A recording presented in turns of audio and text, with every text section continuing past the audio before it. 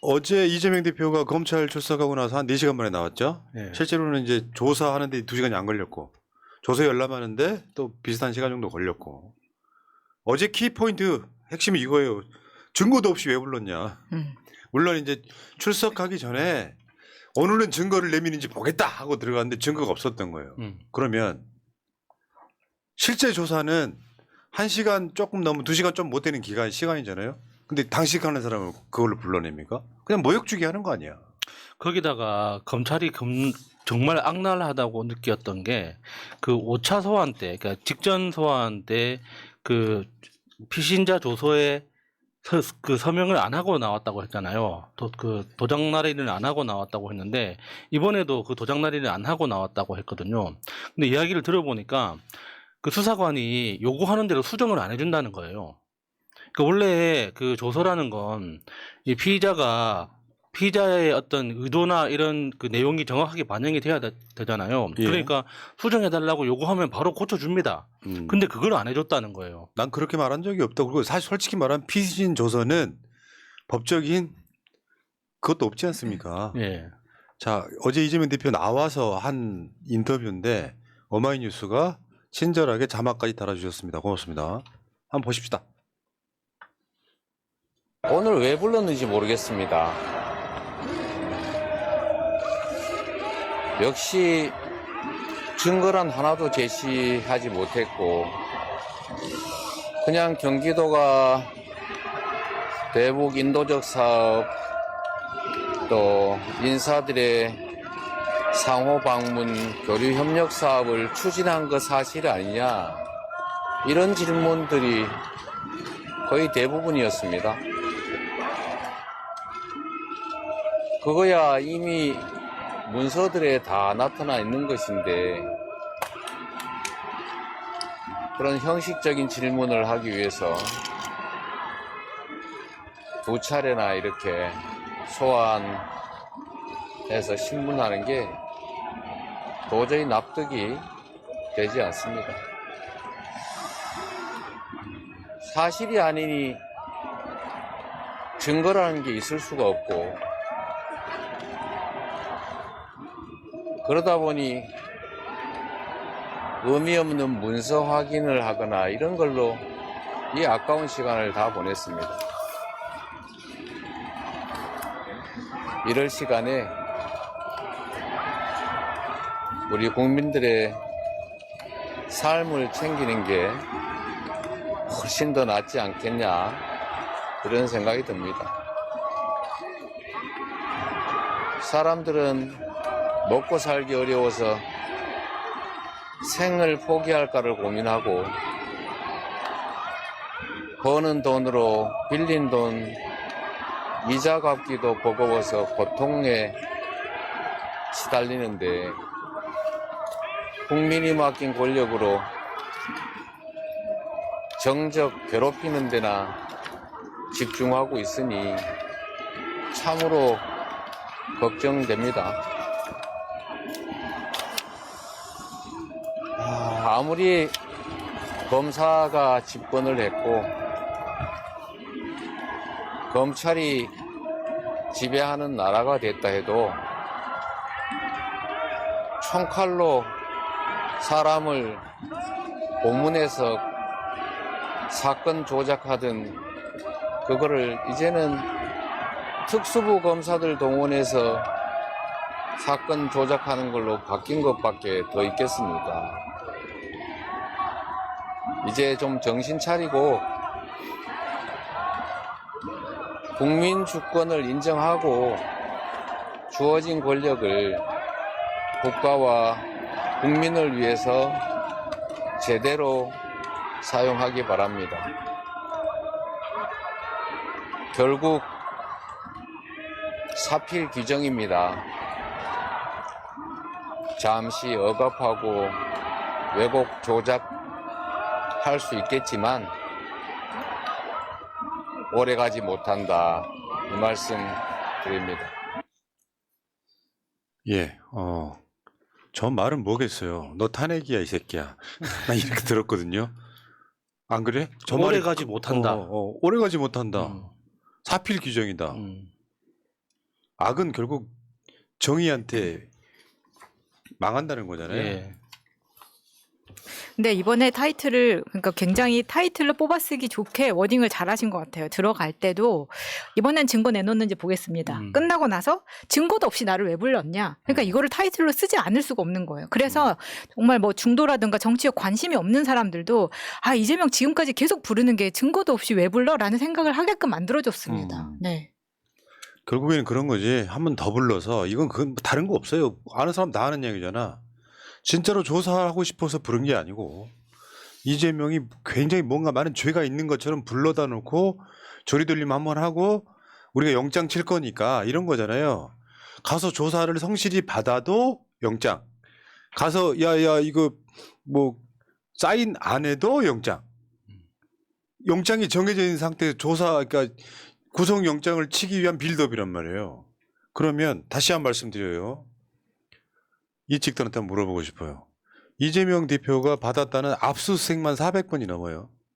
거기서 돈 받았다는 증거는 이쪽 각종 건에서 하나도 안 나와요. 예. 심지어 성남FC나 백현동 같은 경우는 제3자 뇌물이라고 해. 근데 그 대장동 같은 경우에 김용, 정진상 이 두 사람은 아예 석방돼 버렸단 말이죠. 돈 받았다는 증거 아직도 안 나오고 있어요. 그럼 진짜 깨끗한 거예요. 요거를 지금 영장을 치기 위해서 지금 정기국회 이제 뭐 21일이냐 25일이냐 뭐 이런 논란만 있지만 영장을 치기 위해서 사람이 죽어가든 말든 나와서 조사받아 이렇게 된 거거든요. 예. 근데 그 대상이 사실상 대한민국 선출직 2위란 말이에요. 윤석열 다음이란 말이야. 예. 그럼 증거 하나 있어야 될 거 아니에요. 그러니까 그 홍준표 대구시장이 페이스북에 재밌는 이야기를 썼더라고요. 그러니까 자기 기억에는 검찰이 특수부에서 검찰이 마음먹고 수사를 하면 짧으면 보통 2개월, 3개월 안에 대부분 수사가 마무리되고 기소하면서 그 마지막 정리가 되는데 어떻게 이재명 대표만은 2년이 지나도록 어떤 수사 성과도 없고 기소조차 못하느냐. 참 신기한 일이다 이렇게 썼더라고요. 예. 근데 어제 가장 하이라이트는 뭐였냐면 검찰의 이간질입니다. 뭐냐. 이재명 대표가 검찰 출석하기 전에 이화영 부지사 재판이 있었어요. 근데 그 전에 조선일보의 보도가 나오죠. 이화영에 떠넘긴 이재명. 저게 조선일보하고 서울신문이 단독은 아니고 이독 정도. 저 보도가 나왔어요. 나 몰래 독단적으로 대부분 사업 추진했다. 저 사실 내용이 아니라 그랬잖아요. 저걸로 지금 이재명 대표의 변호사가 저거 일단 구두고발했다고 할 정도로. 네. 그런 상황이에요 지금. 그러니까 이화영 입장에서 보면 이재명 대표가 날 버리네 싶어가지고 또 진술 번복하도록 만드는 저 이간질을 저런 식으로 했단 말이죠.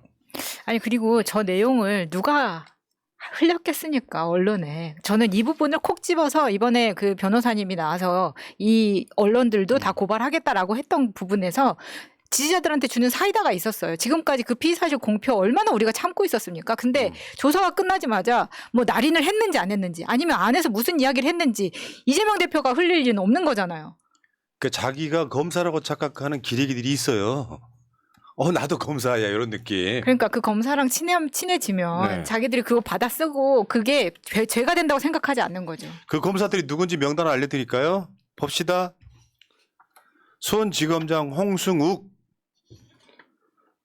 이게 교체가 돼가지고 수원지검장 신봉수, 그 밑에 2차장 김영일 검사, 형사 1부장 손진욱, 부부장 조정호, 평검사 전효곤, 이자희, 김민정, 최예인, 황성철, 형사 6부장 김영남, 부부장 송민기영, 평검사 김성훈, 한강일, 최성규, 전종택, 전우진, 김유환, 고두성, 김태영.